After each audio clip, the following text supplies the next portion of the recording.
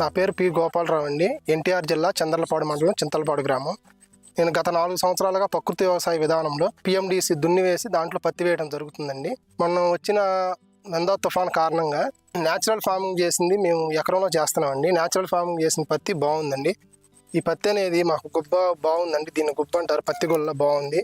Chemical farming చేసింది ఇటువైపు ఉందండి. అది చాలా డ్యామేజ్ అయిందండి.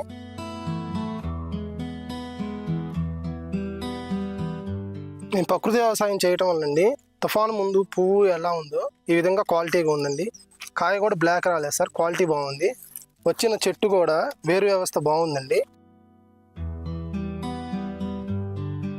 పత్తి కూడా క్వాలిటీగా ఉంది సార్. కెమికల్ ఫార్మింగ్తో పోలిస్తే మాకు న్యాచురల్ ఫార్మింగ్లో చేసింది పత్తి దిగుబడి బాగుందండి, తెలుపు ఉంది. అంటే మేము పొలంలో జీవామృతం కషాయాలు వాడటం వల్ల వేరు వ్యవస్థ కూడా బలంగా ఉందండి. కెమికల్ ఫార్మింగ్లో మొత్తం కింద పడిపోయి వాలిపోయినాయండి. మా చేలో అలా జరగలేదు సార్.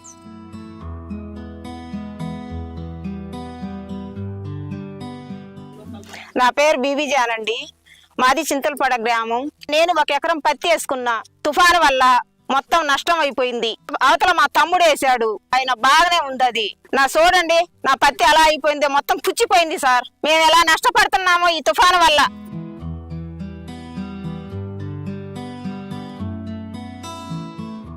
నేను 5.5 ఉంటానండి. ఇది 6 ఫీట్ ఉంది సార్ చెట్టు. దీని వేరు వ్యవస్థ కూడా సార్ పిఎండిసి విధానంలో కలయిదు ఉండటం వల్ల వేరు వ్యవస్థ కూడా చాలా బలంగా ఉందండి.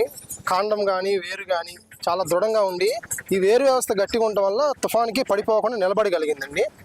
ఈ కాండం కూడా బాగుందండి. దీనికి ఆకు కూడా కషాయాలు వాడటం వల్ల తెగులు రాలేదు సార్. కెమికల్ వాడితే చాలా తెగులు వచ్చిందండి. ఎండుటాకు అవటం, పండిపోవటం, రాలిపోవటం జరిగిందండి.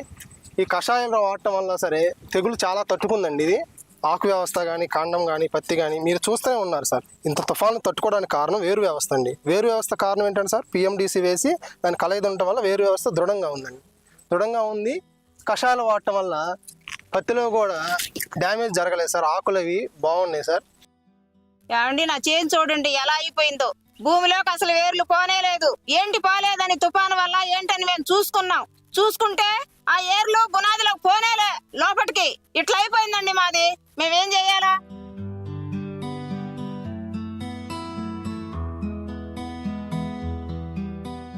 మాకు మా పొలం పక్కనే చెరువు ఉండటం జరిగిందండి. చెరువులో ఎప్పుడు నీరు ఉండటం వల్ల తేమ శాతం మా నేలలో ఎక్కువ ఉంటుందండి. ఎంత తేమ శాతం ఉన్నా సరే, వరదలు ఎక్కువ వచ్చినా సరే వారి వేరు వ్యవస్థ అనేది పటిష్టంగా ఉంటుందండి. కేవలం ప్రకృతి వ్యవసాయ విధానం ద్వారా ఇది సాధ్యమైందండి. వేరు వ్యవస్థ పటిష్టంగా ఉంటుంది మాకు. చూడండి ఎలా మురిగిపోయినాయో. 20 ఏళ్ళు నష్టం అండి నాకు ఎకరానికి.